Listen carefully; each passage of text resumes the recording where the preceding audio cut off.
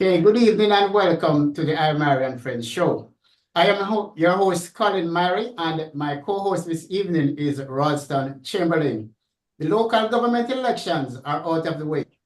However, there are a few divisions to be determined by the courts. All of the mayors have been settled and most of the councillors have been appointed. We are seeing where a lot of young people is now willing to engage in the political process, and this spells well for Jamaica. This evening, it is indeed our pleasure to engage 5 People's National Party councillors. We are going to take a look at the way forward. What are the visions they have for their divisions? This evening, joining us are Councillor Dr. Kurt Wall, Councillor Darrington Ferguson, Councillor Michelle Thomas, Councillor Jesse James Clark, and Councillor Romaine Morris. We have made efforts to contact several JP councillors, but we were not successful in our efforts. We wish to advise that views expressed by our guests are their own views and not necessarily that of the Irie Myrie and Friends show. Ralston? All right, so good evening, listeners and viewers. Thank you for joining us. And we're joined this afternoon by Jesse James. He's a medical scientist and a longtime member of the People's National Party.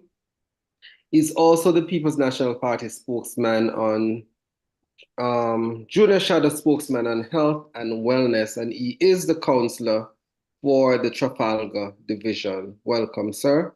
We're also joined this afternoon by Dr. Kurt Wall. Dr. Kurt Wall hails from the parish of St. Catherine.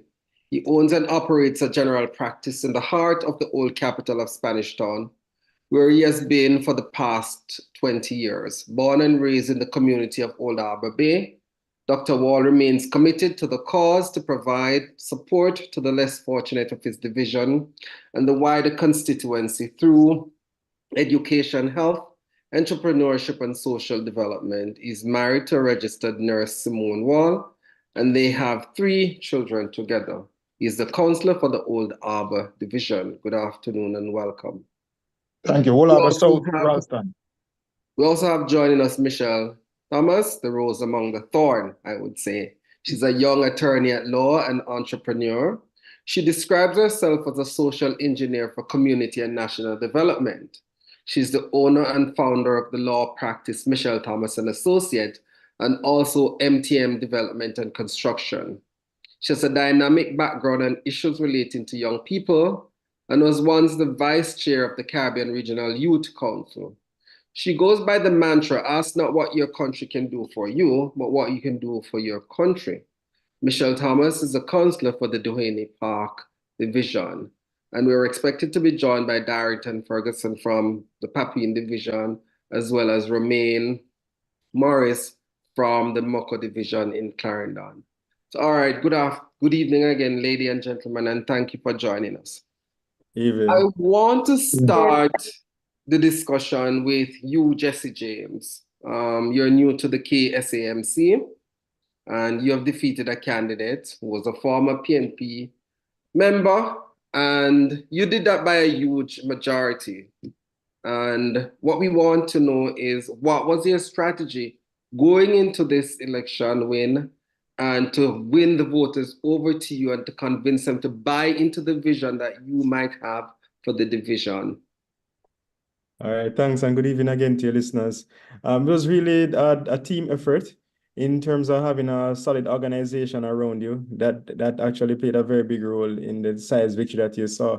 And it was really getting on the ground. So the delays in the election actually worked in my favor because it gave me more time to settle in and for the people to get to know me and for me to get to know them and the different cultures in the different communities. So I was happy. I mean, it was difficult with the delays, but they end up working out really, really well for me. So I'm happy about that.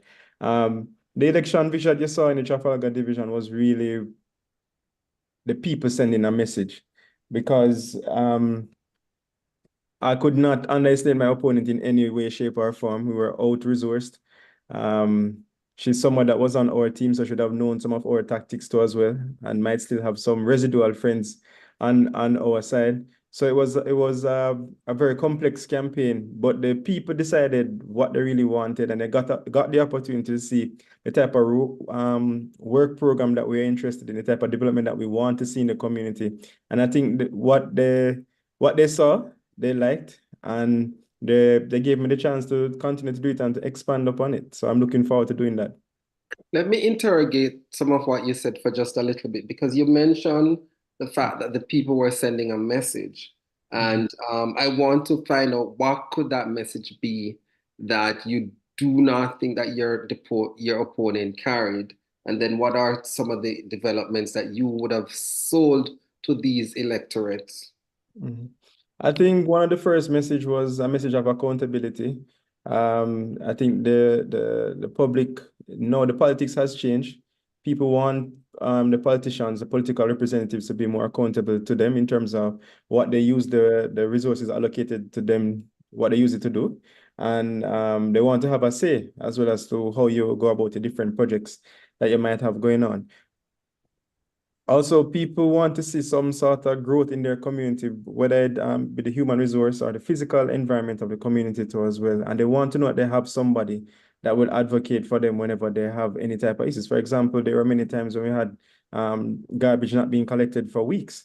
At one point when we had the media, we actually got the media to come in. It was a month had passed and we never had any garbage collection in several of our communities in the division. And I was very vocal on those matters, as well as we don't only just expose the problems, we actually put solutions in place. So there are many times we had private garbage collection taking place in several of the communities.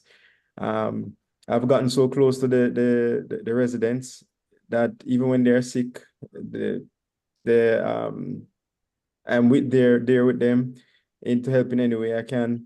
So it's like I became a part of their family, and they all took me in with open arms because they saw the genuineness of the work that we were doing, because they realized that we're really just interested in seeing the community development and nothing else behind that. So the projects, from the sanitation projects that we did in terms of renovating bathrooms and building new ones, the cleanups, everything, the school projects, everything, all of those things, I think they spoke volumes and to the residents. So they liked them and they decided that they want to see more of that taking place.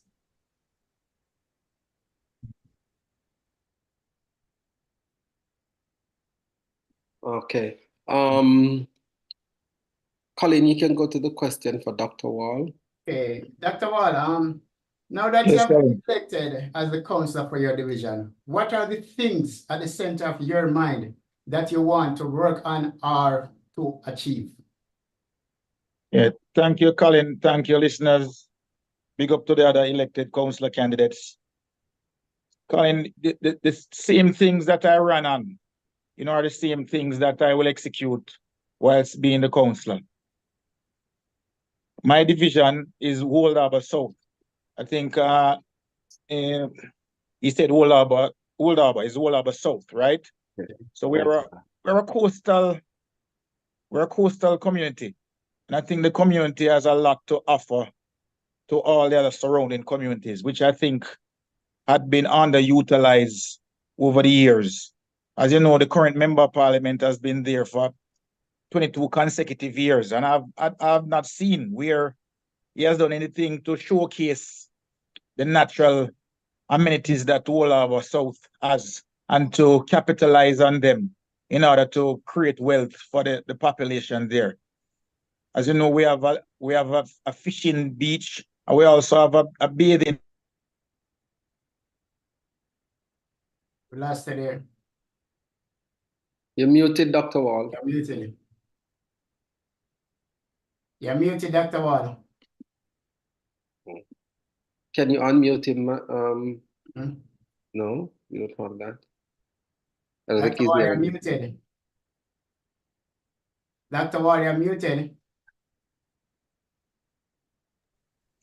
Largest, the fastest growing constituency in Jamaica. Of recently, we have around 5 large housing schemes that have come into the area. And most of these people, rather than trying to do business within the constituency, they jump in the vehicle and they probably go to Portmore and Kingston to do their business when, we could develop own surroundings and capitalize from these people. The other major issue that we have in Wolaba South is the crime. As you know, because we're a coastal community, we have that community has been involved in the dangerous drugs for gun thing that has been going on for a while now. And because of that, there's a lot of gunslinging and gun playing occurring in the community, which is perpetuated mainly by the young men. And when I saw this, there are so many young men from Wolaba Bay currently who died way before the time, and many of them are now in prison, serving long prison sentences. Many of them are in prison right now, serving other shorter sentences for gun possession and all of that. And if we don't act very quickly, we're going to be losing many more of these young men. And I said that, what, I am going to put the salary that I get as councillor, I'm going to put it back to the community to help out these young men. If they want to do vocational training, if it's that they want to go back to school to do some CXCs, something so that their lives can be more meaningful and not be, basically taken over by antisocial behavior. And that is one of the main things that I will focus on going into this year. We'll try and go back through some of these households where we know that we have young men who are at risk of these antisocial behavior and try to get them enrolled into the art program, get them enrolled into something constructive. The other major issue that we had in my community was that all the recreational and sporting activities were dismantled throughout the community for various reasons. One of the major reasons was that that we have the large power companies have businesses in our community. The JPS, the Jamaica Energy Partners and all that. They have businesses there, and they used to sponsor these leagues. And for some strange reason, they stopped doing so. And the former councillor nor the current member of parliament, they never intervened to find out what was going on. So for more than 10 years now, we have had no regular scheduled sporting activities taking place in the community. And I think this has had a very negative impact on the crime situation also. And I'm going to ensure that all of these recreational activities will return to the community on a scheduled basis. People can look forward to them, and then they will know when they will occur. So the youth can benefit from having something constructive to do. People within the community can also benefit from, displaying their wares and, carrying out commercial activities during these sporting events, right? So, there are many, many things that I intend to do apart from the run-of-the-mill stuff that, trying to keep the roads in shape, trying to keep the drains clean. We want to embark on a real social program here to really rid the community of all of the violence and the non-productivity that has been going on. You understand? Okay. I know.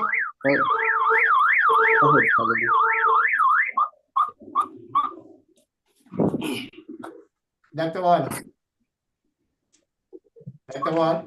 Yes, Colin. Yeah, I know you said that you're going to put some of your salary, you're going to use your salary, But Yeah. I remember your MP has basically said that he would victimize his opponent with funds, even though he has been removed as a minister. But Right. I'm sure you are concerned, but how are you gonna get some of those funds? How do you your plans? As you know, I'm a native of the community, I'm a native of the community, and I don't think, unless the member of parliament decides his mind that he's not going to do anything at all within the community. But I can assure everyone, especially the people who elected me, and I can assure him, also the member of parliament, that whatever activities that will take place in Wolaba South, Dr. Kurt Wall will be an integral part of it, whether he likes it or not. You understand? I have been I basically have been given the right to carry out the will of the people. And if the will of the people say that Dr. Kurt Wall should be the one in charge of ensuring that certain things take place within the community and that Dr. Wall should be the one who administers it, then I will carry out their will, you understand? By whatever means necessary. You understand? I will not be undermined by this member of parliament. This what he has said it many times before. It's just luckily that we caught it on camera so that the world could see and, you know, he could be exposed for what he is. But this is a sort of politics that he has been engaged in for all the years that he has been there as member of parliament. And he has campaigned on these things to say that it doesn't make sense to elect a PNP councillor whilst I'm here, because they will suffer and you in turn will suffer also. But the people did not listen to him. You understand? They know my capabilities and they know what I can do, and they entrusted me with the job, and I will carry out that job by whatever means necessary in a way that is, you know, in a good way, basically. Thank you, But by Roxy. whatever Alright. means necessary. We want to welcome Darrington Ferguson for joining us. For those who are just joining us, Darrington is a custom broker project manager and a trained accountant. He has spent his life in Eastern St. Andrew, having attended Augustown Primary, New Providence Primary, Excelsior High School, and Exed Community College. He recently defeated the turncoat from the Papine Division, Venetia Phillips, and so he has joined us now. But before I bring him in the discussion to ask him his point of view, I want to bring Michelle in. Michelle, you heard Dr. Wall emphasize the whole issue of our youth, something that you are passionate about and something that you have a deep interest in. Share with us how you think that tackling the aspect of issues affecting our youth, and I'm sure you would have that in your division, and how do you intend to work on issues in your division? Well, thank you for that question. I'm very passionate about young people. I still say I am a youth. I'm in age and in just mere behavior. I do have plans for young people. In fact, in Gurney Park Division, there are a lot of young people who are unemployed and I would say unattached. And one of my plans is to help with the employment, help with building their training capacity. You have persons who do have degrees and do have training, but we need to improve on soft skills. So we have two aspects: training and development for persons who potentially don't have CXC subjects. And we also have developing soft skills for persons who do have degrees, but are not landing the jobs because they don't appreciate the fact that having a degree does not automatically requires you to obtain a job, but there are other things that an employer looks on. So we want to ensure that our young people are engaged in different forums to develop their skill set so that they can become employable and they can serve the right job markets that are available. So one of my plans to tackle this is to have a youth forum which culminates all these different aspects and to provide that platform for the training and development. I said recently that I don't believe heart is hearting anymore. And so we have to find innovative ways of training our young people. I am looking and using people within the space. Gurney Park has rich with a lot of persons who are skilled.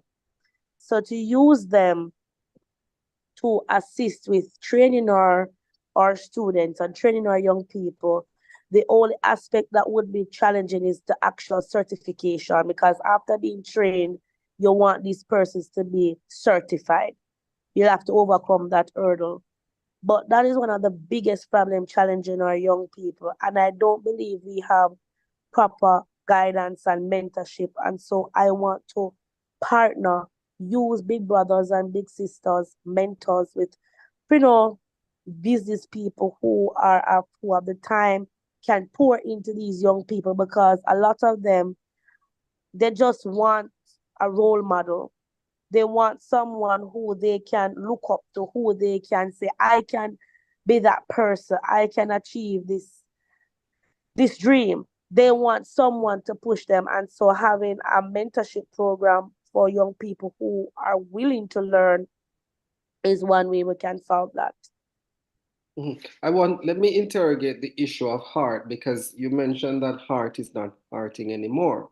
But the present administration boasts about $120,000 persons being registered. Is it that we are training them in the wrong skill set?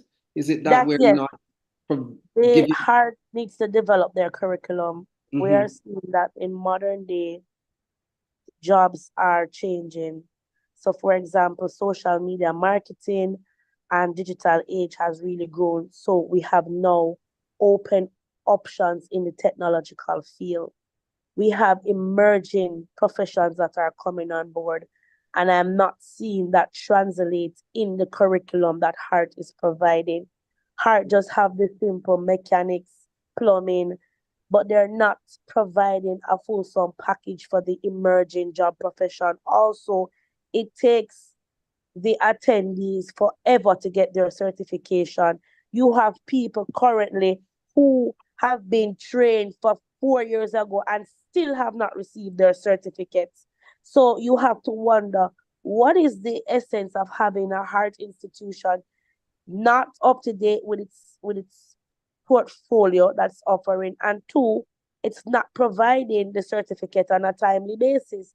So we have to look on innovative ways to have our students accredited on a timely basis and to meet the emerging job fields that we're now seeing in our Jamaican landscape.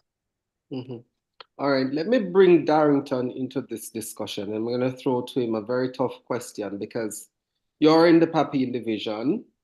That is supposed to be a university town, as was purported by this administration. In an article today in the Gleaner, it speaks about the Papine market being filthy. How are you going to approach this issue, the issue of the filth in the Papine market and other issues in the division? I lost you earlier, but first of all, let me apologize for being late. All right, because with so much extended thank you we have to done. This evening we had a full cohort of the workers that we were really actually having a social for this evening. So I actually cut it short to join you. All right. Nevertheless, we go back to your question in regards to one, university township, youth unemployment, and the cleaning of the market. Does that cover your questions that you asked? Yes. Yeah. Good. And therefore, let me start by youth empowerment. And let me say, Elop Kirk and Jesse and Michelle. All right. Good evening. And to your listeners, good evening. First of all, let's start with youth employment. And Michelle did a awesome job a while ago. And although it is not one size fit all in every community and division, really and truly, a lot of our youths need to be trainable.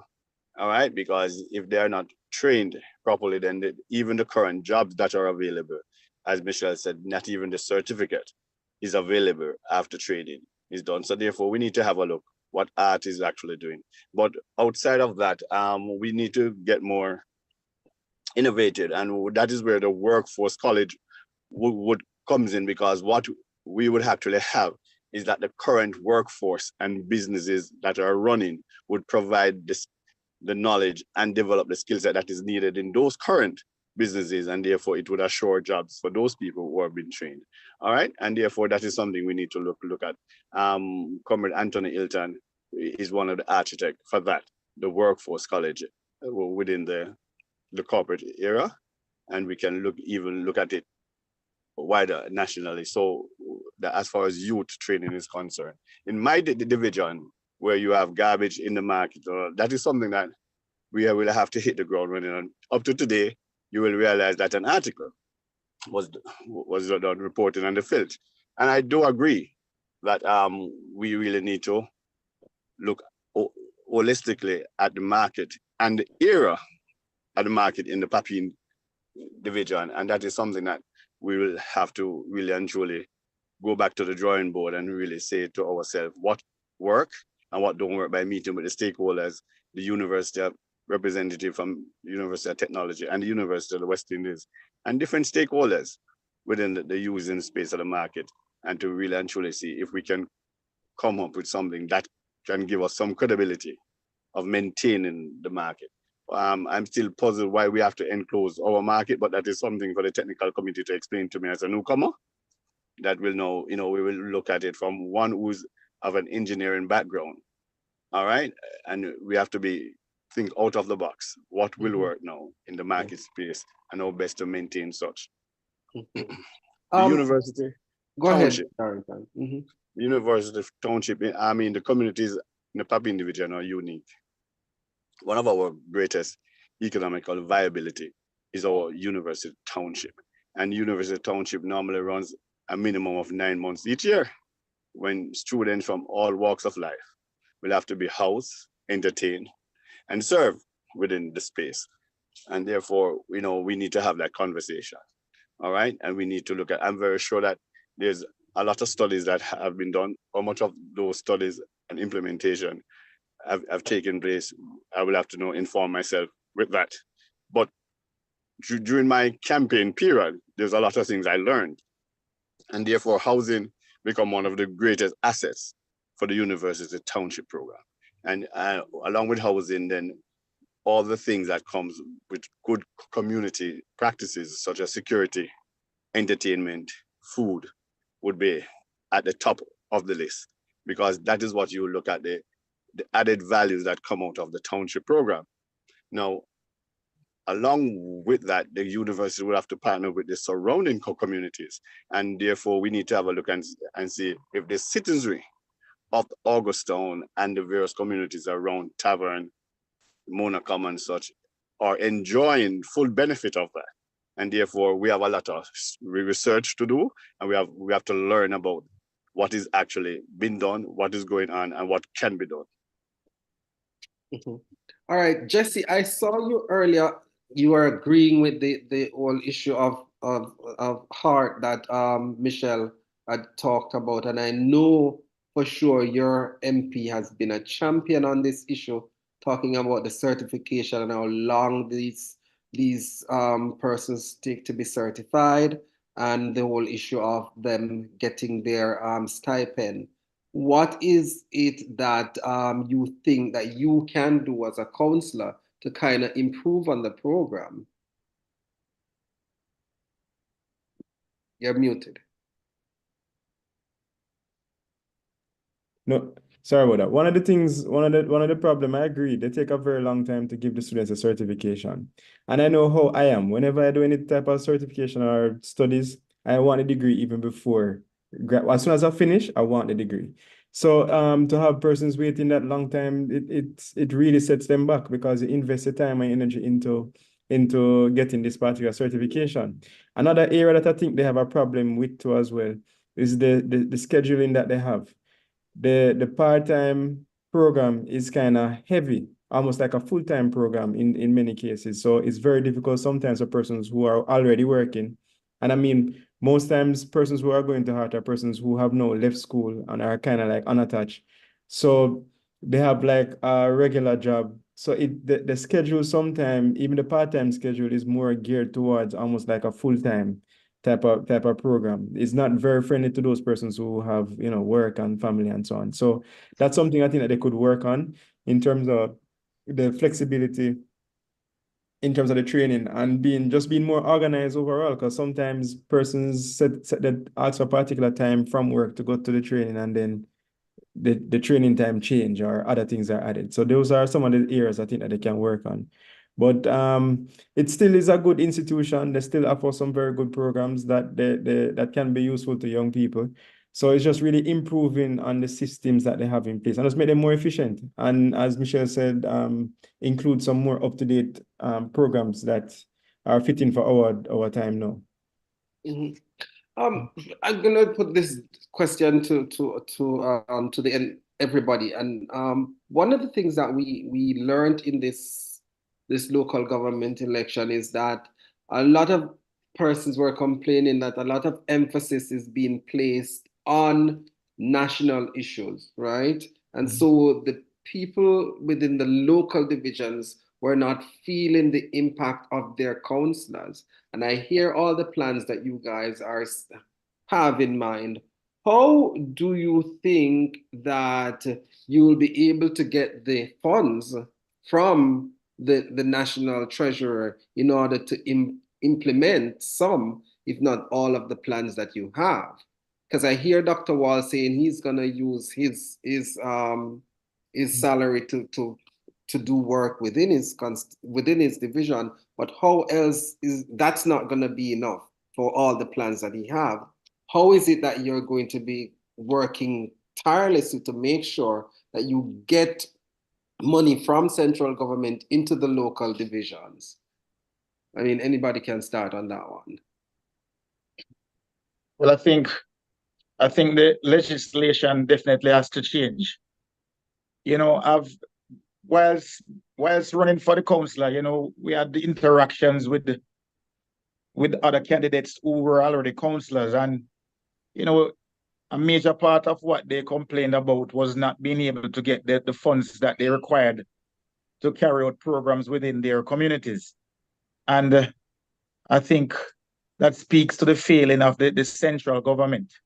Many of them said that, you know, funds that should have come to them within a timely manner, you know, took months longer than it should have actually took.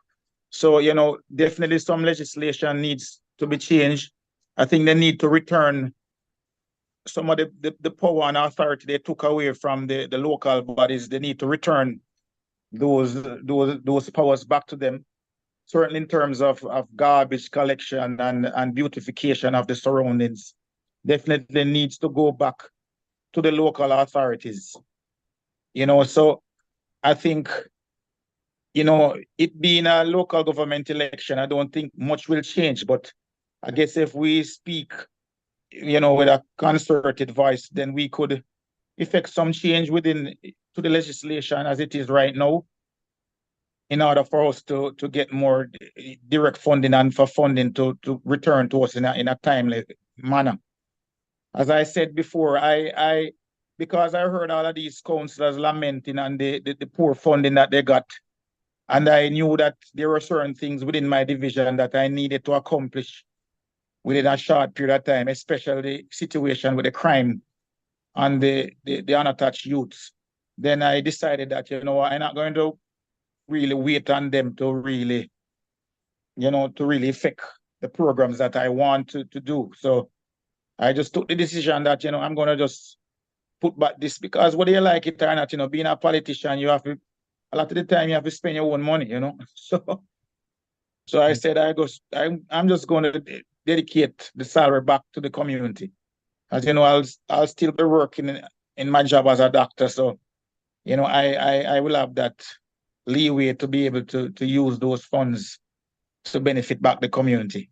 And that's just my take on it there. My answer to that question is twofold.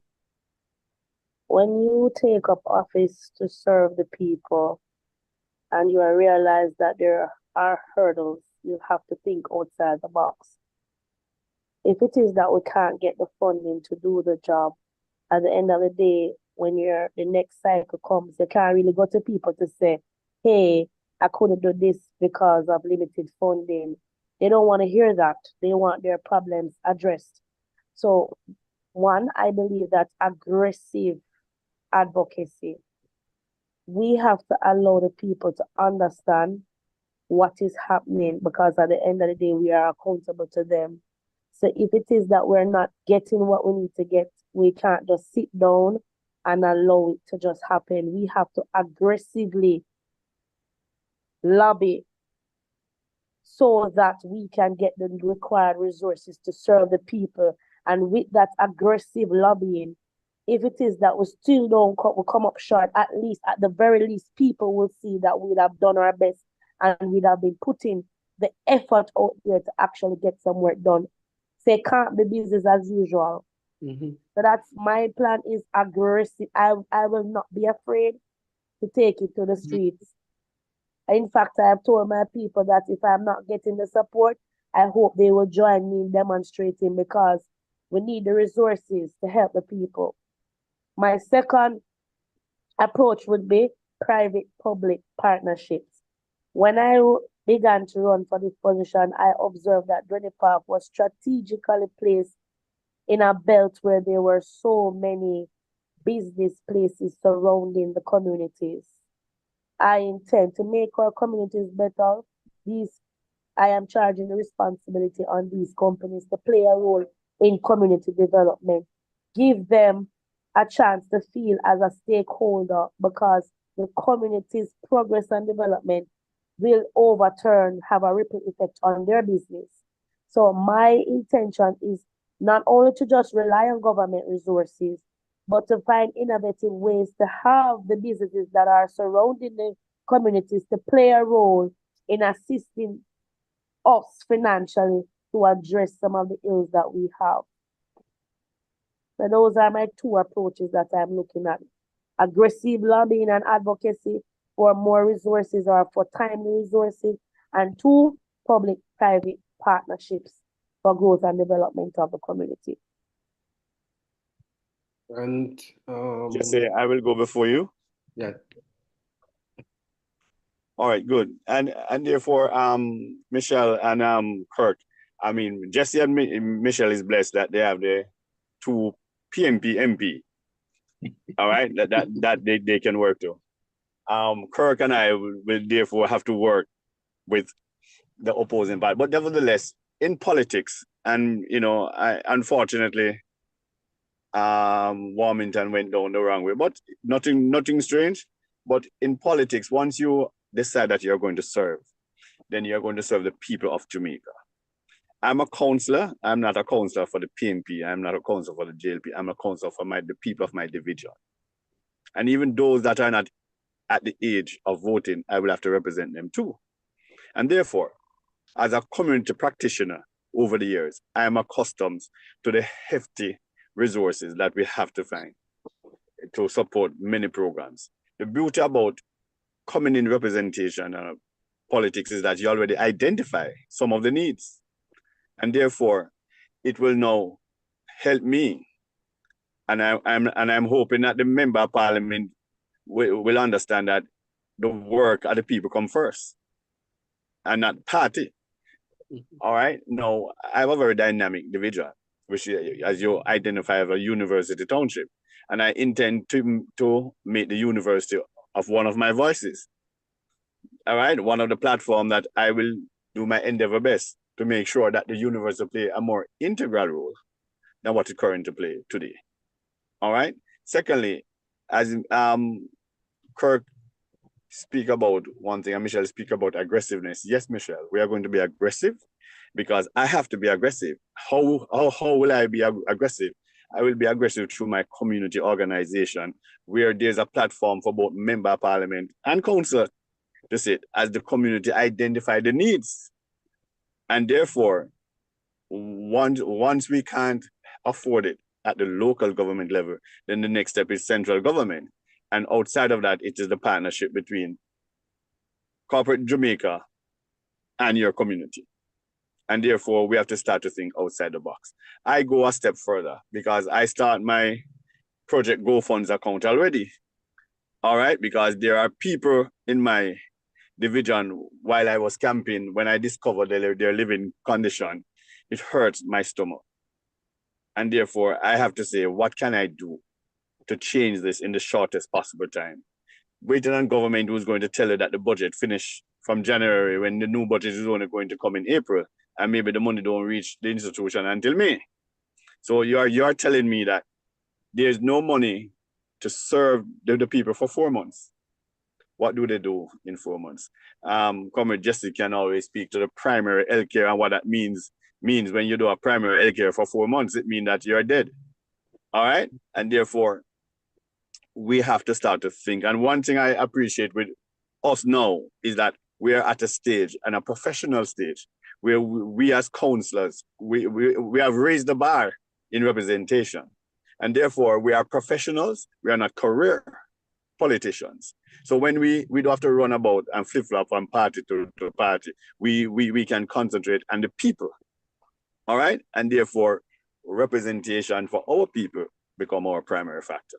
So we have to be aggressive, as what Michelle said. At the same time, Kirk, you know, he's going to be very, you know, accommodative by using his salary to use. But I'm very sure you have been using far more than that already, because in the Dwayne Park division, I'm the president for the football club, and that football club costs a minimum, not doing anything, $2 million a year. All right, so we have to find that. All right. And therefore, going into a division where I'm from, people are going to turn to me as a practitioner and say, hey, we want a good football club. We want a space for the young ladies, which is netball. They want to play basketball. Because as a sports developer and a sportsman myself, you will have to use sports to break down that imaginary barriers within the communities where I represent, because it's very strange. People from Tavern don't go down to Augustone. People from Augustone don't go up to Tavern.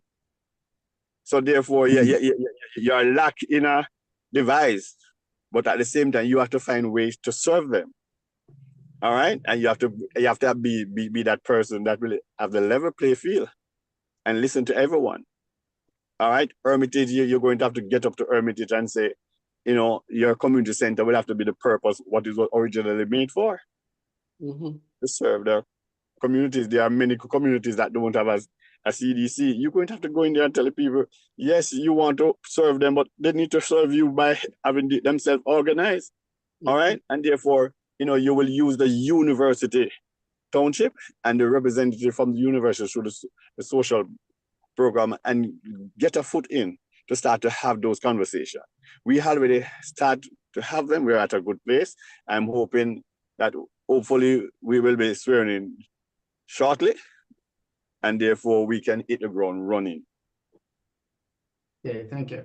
Ralston, we want to acknowledge Councillor Morris. He was here, you know. But before you introduce him, Jesse had indicated that he had to go from before he came on the show.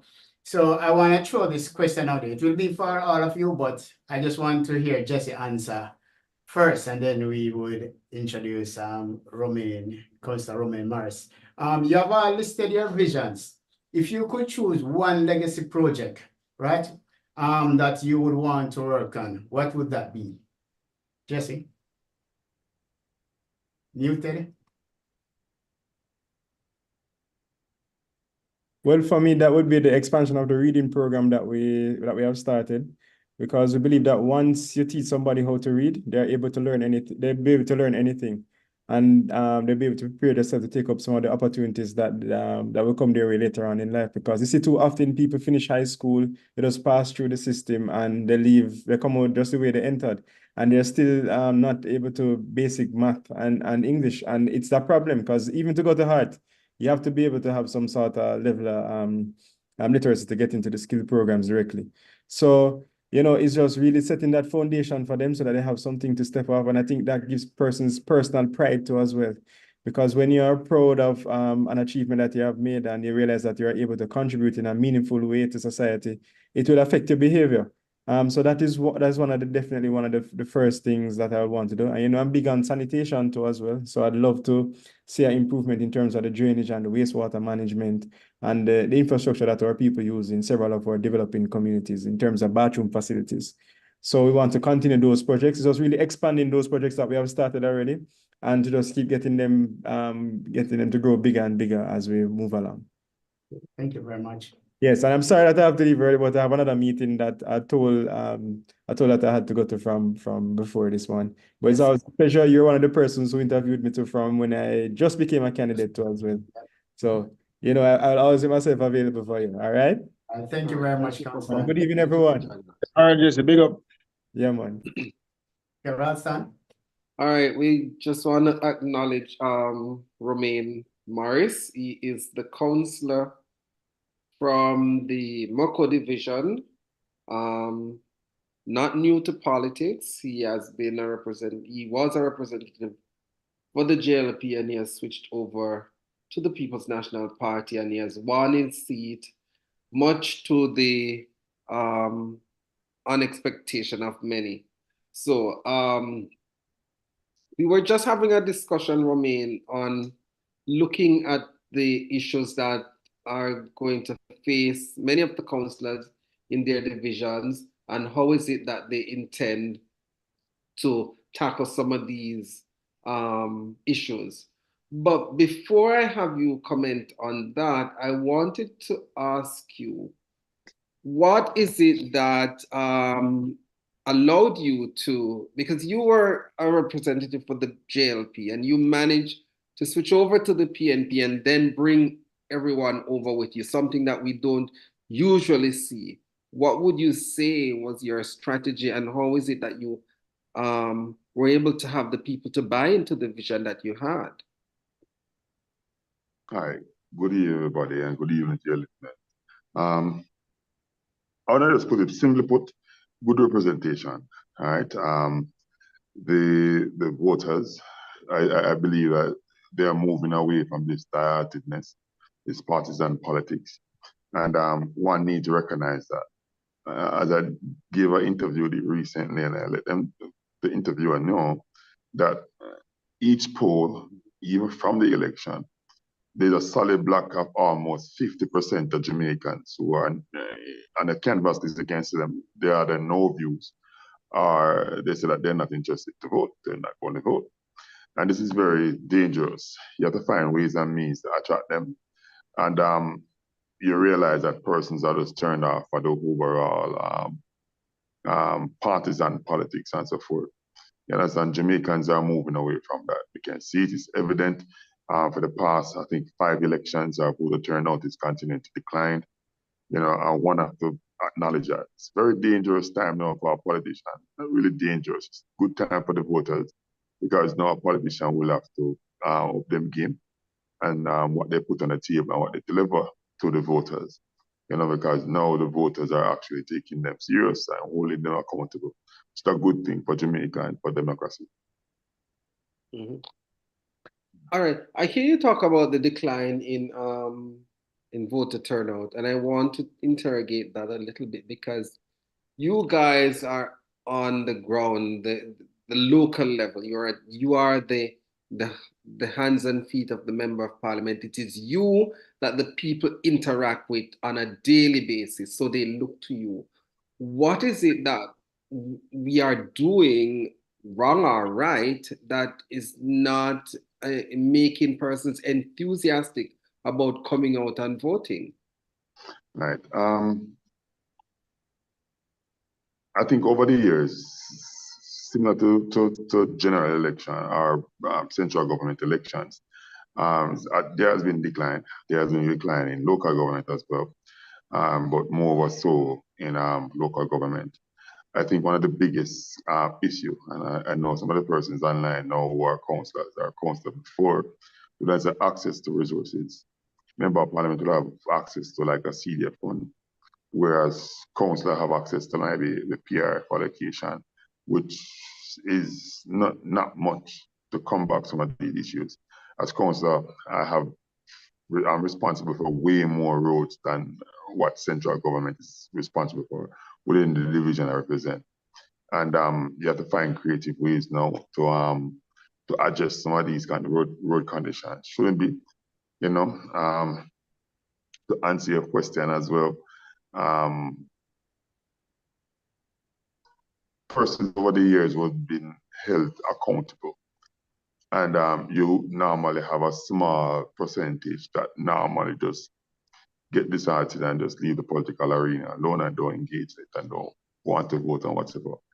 Now we reach a level, because I think in the 90s, we were like 70%, 80% voter turnout, you know, high 80% voter turnout. We look at the numbers. And 20 years later, we are 48%. I think the last general election, we were 38%. I think this local government election, what is it, 20-something percent, you know, that need to change. The level of representation need to change. Persons need, want to see your vision. Persons want to at least attempt to implement your manifesto more than just promises. Persons, the politicians are just promises. They come on and then promise people and then move on. And over time, it makes it bad for even the new persons, the new candidates. These situations and persons with good intention just won't get the opportunity to come and represent. But I think that is changing now. What would you say then, Romain, is some of the key issues that you think you would want to work on going forward as the councillor for the Mocha division? Well, I'm one representative who don't believe that politicians should campaign about water and road. Those are, I think, is human right. You know, so when I hear people talk about, so, well, you know, fix water, they might put in water, they might put in road. That's supposed to just be a given. That's supposed to just, you know, that's just a given that persons should get access to good water supply and good road. It just shouldn't be. But for some reason, the roads are in a deplorable condition. We find ways and means to adjust those. When we having problem with access to resources to adjust some of these roads and stuff.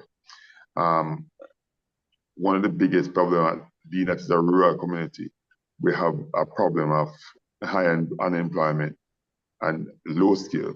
You have low skilled people willing and able to work.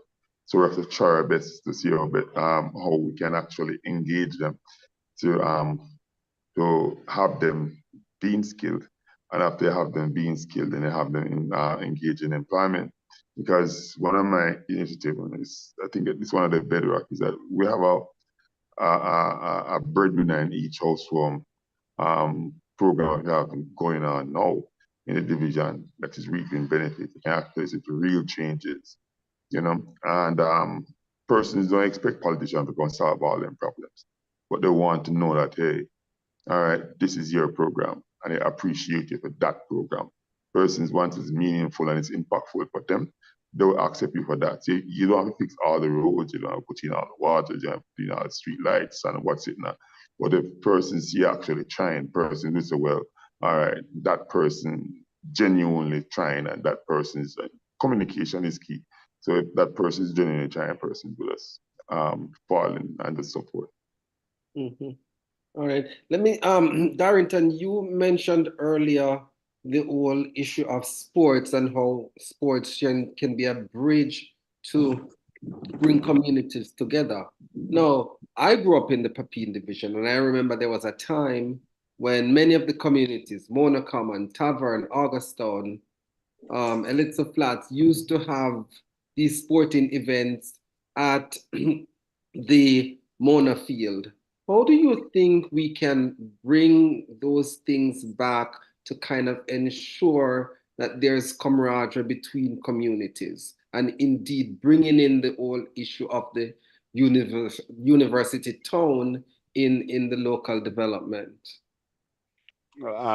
Thanks very much for such a question, and you know, and I'm happy you were raised up in the Papine division, because you know we used to have a very active SDC and in sport that work together, that will identify talents in communities that we normally would have community competition, inter-community competition, to also identify a team that represent Kingston and one represent St. Andrew, and then nationally we would have a parish face-off.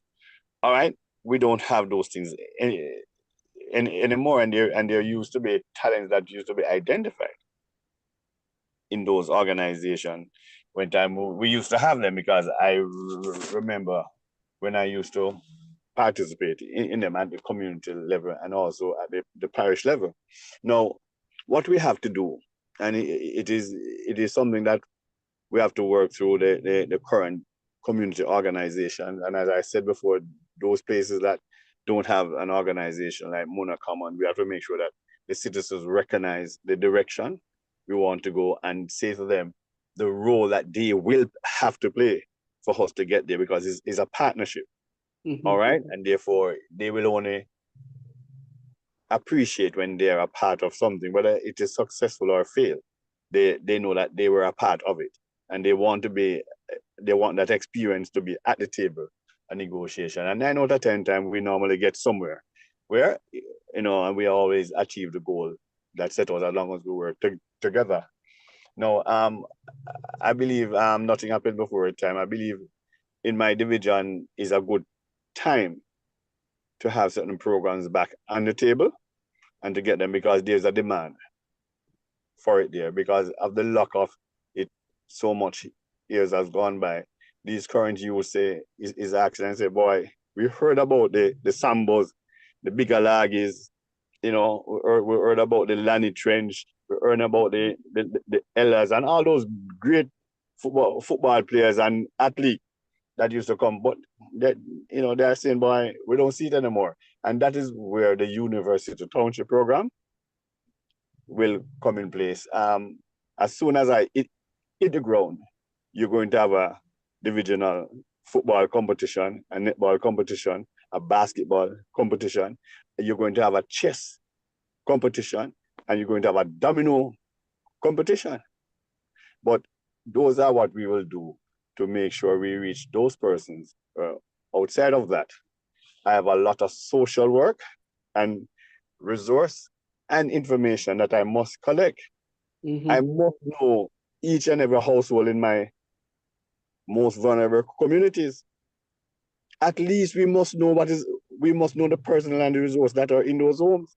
So we have to have a system that is going to identify those things. All right, and it's going to take some level of resource that we will have to find, because the state don't find research funding.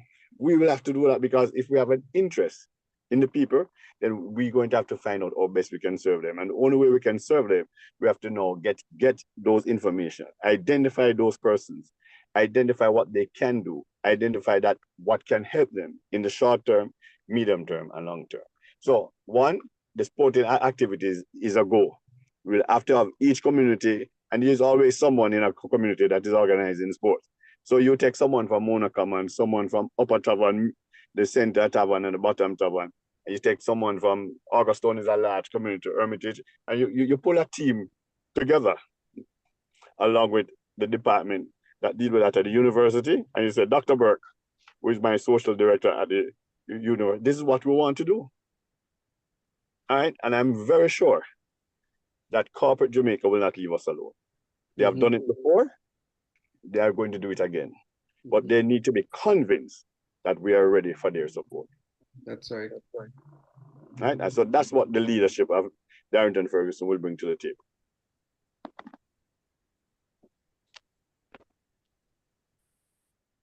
You're muted, Colin. Colin, you're muted. Dr. Wally, I've been silent for a while, but I'm gonna throw one question to Romain and come back to you, okay?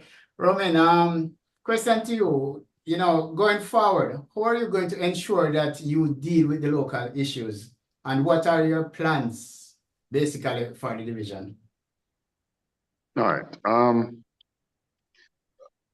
As I said before, some of the critical areas such as water and road, Toroka Road, we have some. The division is like 20% or 25% have potable water. That's a concern. That's something that we have to find a way of adjusting. We have government funding. We have funding through grant agencies and so forth. So these issues will have to be addressed through these areas. As I said before, persons don't expect it to solve all their problems. You have to find out what is more critical to them and more dear to them and target it as your best as possible. You can chip away, even if you don't get it perfect, but at least you can chip away and leave them in a better position.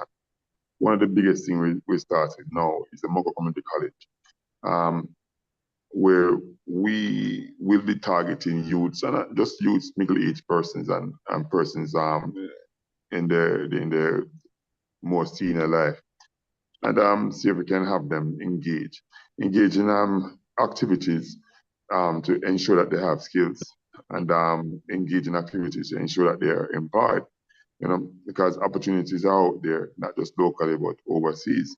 So if we can meet these markets and have these persons engage in employment, some of the issues that, the social issues, they will solve it themselves if they're employed. They will solve their domestic issues if they're employed. Most of their domestic issues if they are employed. And that is our approach in the division over the years, and we continue to doing that. In terms of garbage collection and street lights and so forth, we have to go through with the NSWMA and ensure that we follow up and ensure that garbage collection is done. Overall, I'm not a too big fan of sport. If I have the last dollar, I would ensure I put on a program to maximize it, to ensure that person's life actually change because of it. Sports is very vital in the community, but I want a long-lasting thing, a long-lasting impact to ensure that family lives change. Okay, thank you. Ralston? All right, let me bring Dr. Wall in this discussion, because one of the issues that came out in the polls was the fact that many of the constituents do not know who their councillors are.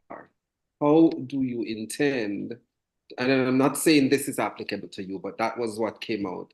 How do you intend to ensure that this narrative is changed and that you are on the ground and that the people in your division know who you are and know the impact of your work? All right. Sorry. Dr. Wall. Okay. Yeah, thank you, Ralston.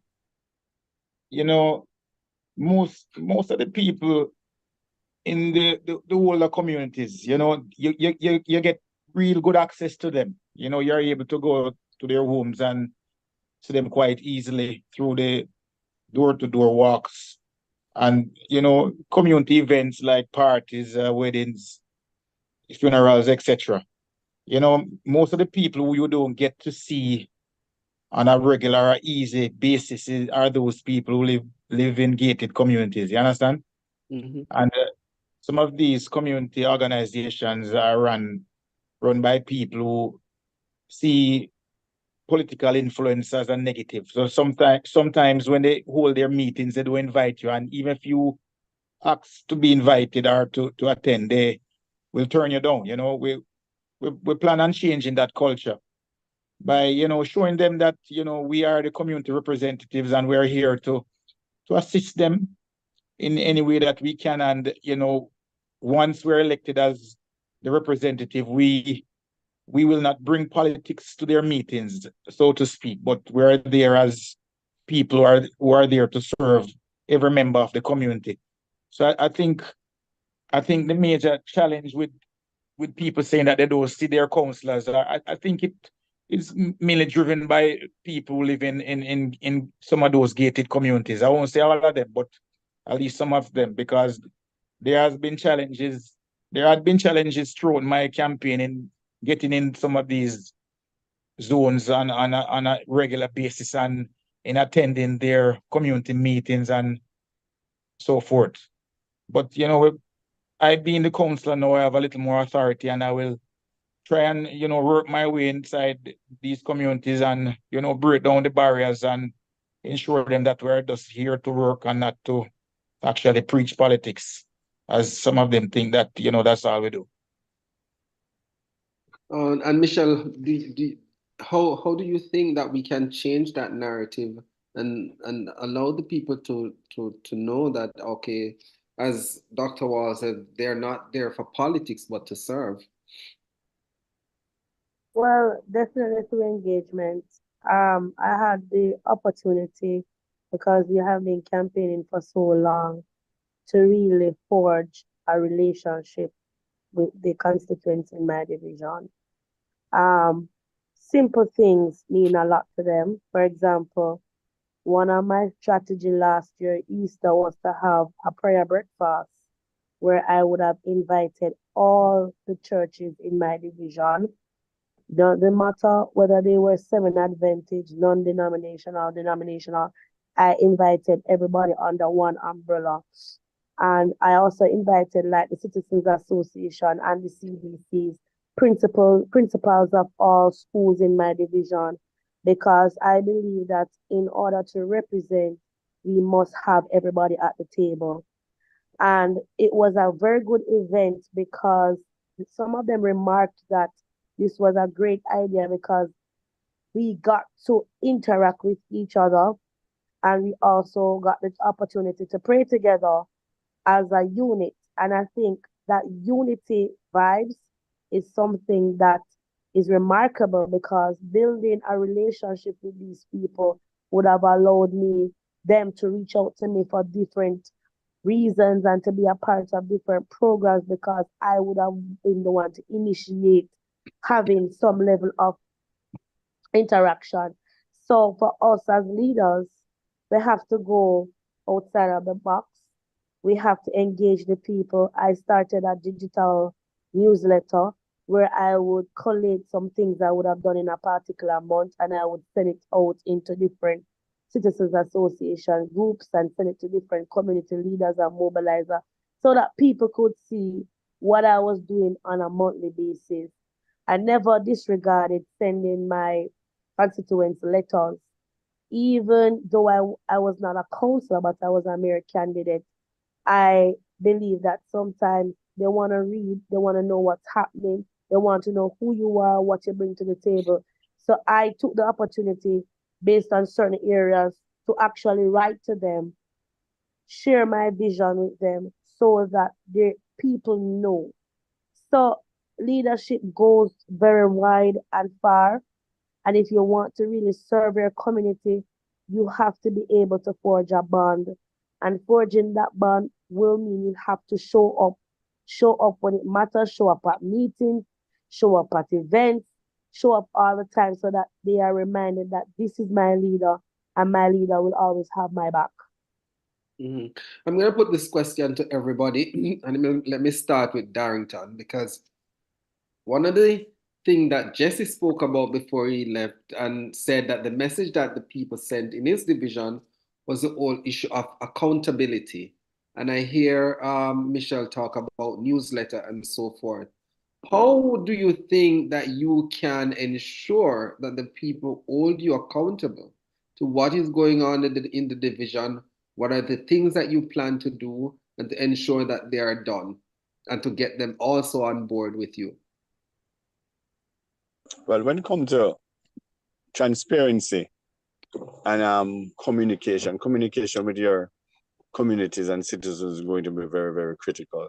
Because as I said before, no matter what the issues are, once they are a part of the process, then that will transcend out in the various communities because there are other persons can speak to the challenges, and I will go back to the mixed representation. The MP is from the Jamaica Labour Party. I'm from the People's National Party, and therefore both of us will have to understand that the people come first.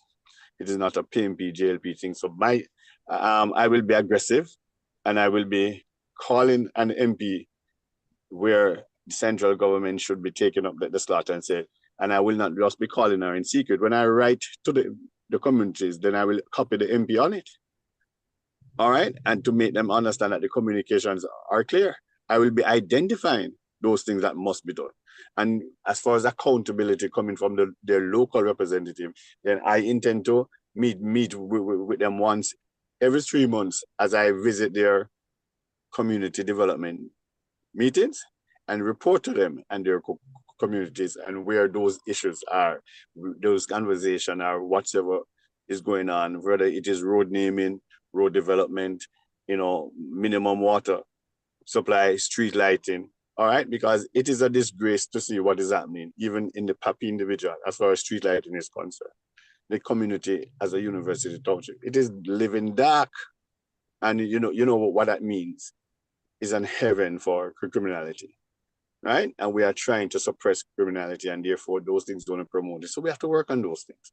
All right, at the same time, I can tell you, since I started my campaign, I have made several attempts to report those lights that are not working up to date.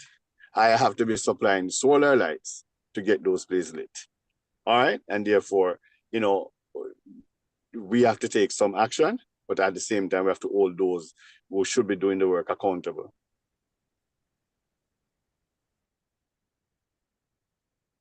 Romain, how do you intend to be accountable to your constituents in your division?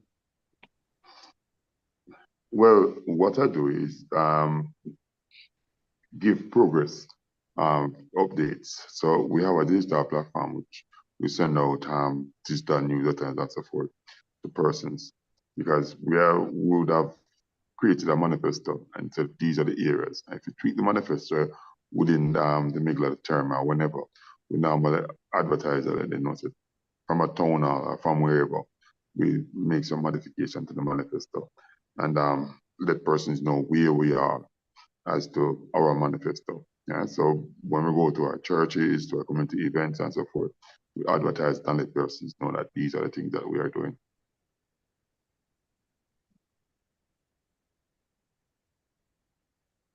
And Dr. Wall? Just one more thing. And even the previous person that spoke before me, I think one of the biggest problems we have as councillors, when I hear councillors say that, hey, they have a PNP MP or a JLP MP to them, you know, the opposition MP is there for them, and it's going to be very hard. That is something that we need to address. It's a conversation I think needs to start with the government, so that proper resources is sent to the municipality, to the councillors. The councillors should have access to resources, because something simple as street light, it's very difficult for councillors to install street lights. You know, something as simple as patching a pothole can be tedious for councillors to patch potholes, because what, access to resources is just tedious. It's a big problem. I understand the conversation needs to be had where the municipality get direct funding from the national from the budget. So we need that conversation needs to be had, because for us to be more effective and to deliver even more, we need access to resources, similar to what the Member of Parliament has, where we can say, well, we're going to fix some play field. You know, we're going to put on a sports event. We're going to put on some social empowerment program, whatever. But to assist in the implementation of Representative Manifesto, his vision for the area. What we have now is the ministry send down resources and say, well, this is for drain cleaning. It can't be used for anything other than drain cleaning or for patching or for debushing. And the description for the fund, the use of funds, it's there. So your hands are tied. So it's like central government is running local government, you know, and these are very dangerous, because person's going to ask us, so, well, you put all these things in your manifesto, but really and truly, you can't do anything else. You patch the road, and that's it. Well, to the play field, they promises, so we're going to fix, you know, because politicians, councillors have limited access to resources, you know, and if you're not friends with persons of above, you can make a phone call and say, hey, we're sending something, put it on your list and see if we can assist, you know, that is it. Yeah, so we need to have a budget. The conversation needs to be had, you know, and I have no problem with whatever oversight needs to be implemented to ensure that it used as accordingly. But I believe that politicians must be able, at least on the local level, must be give some level of flexibility where our dream, our vision for our communities can be realized. Because even the person just now want to put on some street lights. If you want to use the entirety of that budget to install some street lights, it's your vision. The taxpayers of that division say, well, so that you must manage your local tax dollars. So if you want to install if you want to patch some potholes with the entirety of the funds, it's your vision. It's in your manifesto, and you're going to patch some potholes. That's supposed to have access to funding to get your manifesto up and running. It can't be. And then even with the pay increase, I told people all the time, that the pay increase wasn't a big issue for me. What I had an issue with is the access to resources to get the job done. You understand? And I want to encourage everybody on this platform, when you go to your meetings and so forth, you're supposed to have a meeting coming up with the Minister of Local Government pretty soon. He normally meet with us immediately after our election to have a conversation with us. These are issues that we need to bring up with him to let him know that we need access to resources so we can become more effective. Whatever oversight you want to implement, but we need more flexibility, more room to execute our job. More than have to go to a member of parliament and say, hey, we have some road to patch, we have some, no, makes no sense. We're elected similar to our member of parliament was elected. You understand? One is central, one is local. We should be treated separately. You understand? Dr. Wall, in terms of accountability to the constituents.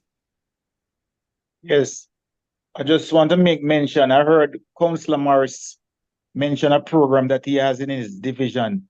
He calls it a breadwinner in each household program.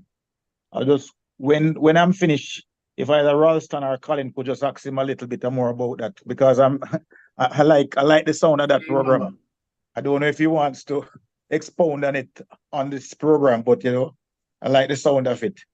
But accountability is something that I've always run on throughout my campaign. I like to tell people that my father was a councillor once in a division within this constituency. And it was about the time when I was about around 10 to 12 years old. And I think that the previous councillor was there. He left under, doubtful circumstances where honesty was an issue. And he gathered all the boys together and he said, son, you will never ever hear your father being involved in any issue involving, mismanagement of taxpayers' money. And, that has held true in my mind throughout those years, and honesty is a part of how I operate. And I want to ensure that I, being the representative of the people of the community, I want to go into all of the community development organizations. And I want to ensure that the funding that these people are getting, they can make it public so everyone inside the community can know what is it that they are spending the money on. Because many of these associations, they get a lot of money from, from business operators within the community and all over the place.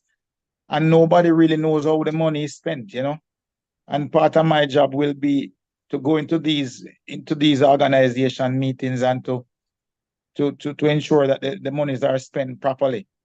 On my side of things, we will every project or program that we operate, we will provide detailed budgetary, information on how all the dollars are spent so people can see it and peruse them and, satisfy themselves that the monies were used wisely and that none of it was misspent or mismanaged. You understand? They will clearly know what is it that we get from, the central government or wheresoever the funding comes from and what these monies are spent on, We'll ensure that anyone who wants access to this information, they'll be able to get it. And, and it will be there for everyone to see, basically, through social media, or otherwise, I heard Councillor Thomas speak about a digital newsletter that she has. It's good to sit in these Zoom meetings and to, listen to the great ideas, each of the councillors have. And I want to, it's good to be here, listen to them, and I want to utilize some of these things that they are using to also assist me in my division. Yeah, thank you. And I've asked this question before, so I'm going to throw it to the other four. You have all listed your visions. If you could choose one legacy project that you would want to work on, what would that be? Let me ask Ms. Thomas. She's been quiet for a while. Yes, I am definitely Nuevo. I don't know if some of you know Nuevo community. Whenever rain falls, that community, you have to fret. Water goes into the houses, and sometimes you just have to pray, say somebody's not, succumbed into death based on the level of the water. It's a travesty. Every time it rains, it's chaotic. If I have done nothing in my entire tenure, my vision is to that gully that runs across the community, it needs to be cleaned. And if it is cleaned, then it will alleviate a lot of the problems that Nueve is facing. Almost every single time we have a hurricane or hurricane watch, you can rest assured that Nueve will be a community that is highlighted. And so the plight of the people in regards to, having floods is great. And that's one of my biggest legacy that I want to organize that community. There's little to no draining system, but that's another discussion. But at the very least, to have that gully and the drains running in those communities thoroughly cleaned, that is something that is very important because there's so much people living in this space and there's so much impact whenever rain falls. Okay, thank you. Romain?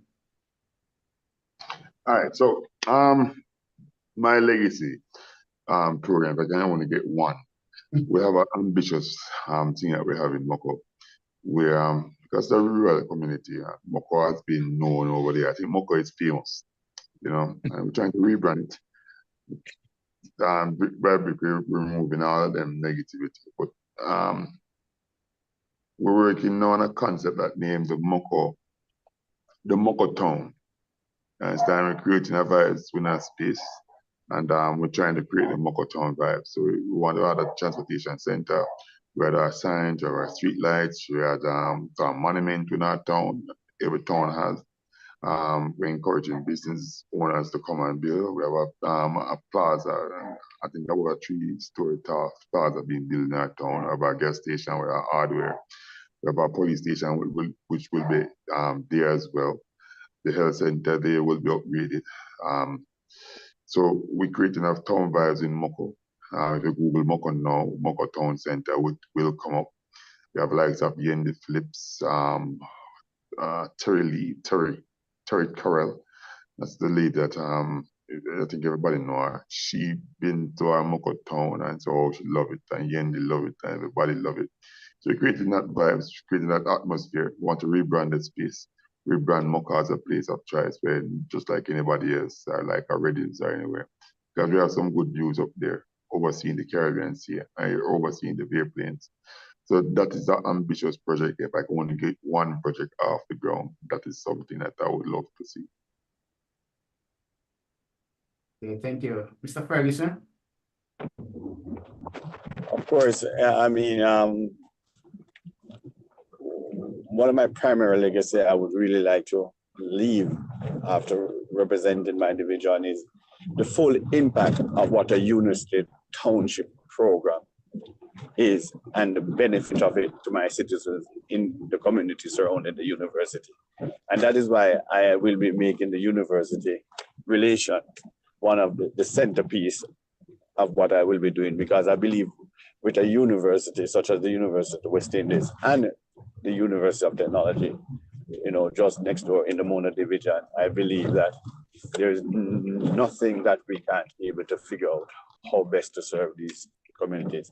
And the university township program should really and truly come with 1, education, 2, security, and 3, healthy community living. As I said before, the condition that I see where some of my citizens and constituents live in my division after so many years, it is really and truly send me home. And therefore, those are some of the things that I really want to maximize and leave a legacy in enjoying what a unity township relationship and benefit should be. Okay, thank you very much. Dr. Wall? Yes, and I think my legacy project is quite similar to what Councillor Romain and Councillor Ferguson mentioned, just trying to change the image of the Whole Harbour South Division, from being a community that has been known for violence to a community that, attracts people to our many seafood restaurants, to our largest fishing village in this side of the Caribbean, to our very wonderful bathing beach, and to the many keys and islands that scatter off the coast of Whole Harbour Bay. We have the Goat Island, Pigeon Island. All of these places can be developed to become attractions and to become areas where we can involve in excursions and all of that. And I would really love to see this place really rebranded to something like that, to something as big as like a Port Royal or even similar to Elshire. We have all those things here. We have many seafood restaurants in Whole Harbour Bay, and they are not doing poorly, but they should be thriving. Given the fact that they are some of the best seafood chefs in Jamaica. As you know, we have the largest fishing village, and we have a constant supply of fresh seafood, and so many people within the community have really developed their skills in the art of seafood cooking. And I want Whole Harbour South and Whole Harbour Bay to be known for that. And I want, because of that, the people there can really prosper. You understand? And people aren't afraid to come there and to enjoy themselves. We could be like a mini tourist town, and that is my vision. And I hope that if I develop it, then it is something that successive leaders will develop on and also try to ensure that it doesn't go back to where it came from. So that would be my legacy project. Thank you. Rastan? All right. Before I throw it back to Colin to wrap up, I know Dr. Wall wanted Romain to expound on the one in a household program. I don't know if he wants to give out information, or he wants to just keep it to himself. But if you want, you can go ahead, and we have about a minute. You can share that with Dr. Wall so we can have an understanding of what is happening and how it goes. Well, the audit, what we do is audit the community, audit each household as much as possible. After you do the audit, have the skill set that is within the space. Because you have persons that are at different levels. Some people are skilled, semi-skilled, or absolutely no skill, but they're willing and able to work. And when you do the audit, then you as a representative just find ways and means to have them skilled and trained and certified or whatever. And you find job for them either locally or overseas. So that in itself now is a more surgery or more local government practitioner.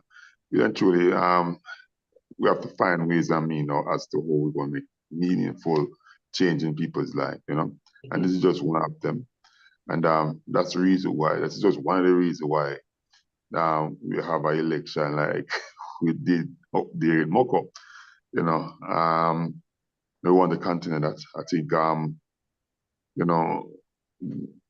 when you can have meaningful change in person's life, I think persons will respond. I don't know if it's something that can be implemented right across, because you have upskill divisions. I know councillors that have middle class and working class divisions that these persons wouldn't be interested. All them want is just maybe them the roads to be patched and maybe a bush chop off, and that's it. Them so well, good councillor, and they come in a meeting or a lunch and whatever and give a speech, and that's it. So it's something that I think a person have to look within their division and see what can be implemented, what change. And as I said before, persons don't expect you to solve all their problems.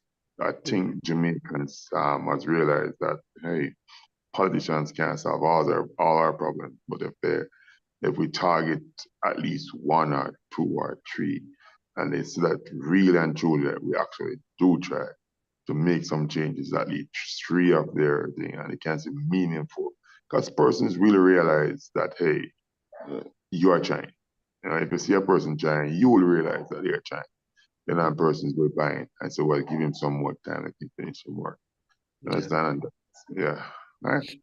And I think all of us on the panel will agree, Romain, that though it might not be applicable in all divisions, but at least it will give you an idea of who your constituents are and allow you to surgically, as you say, touch base with them and know exactly what's happening in each household. All right. It takes some time, it can be expensive, but you know, if you really care about the people and development of their country, then you would find a time and raise up some resources for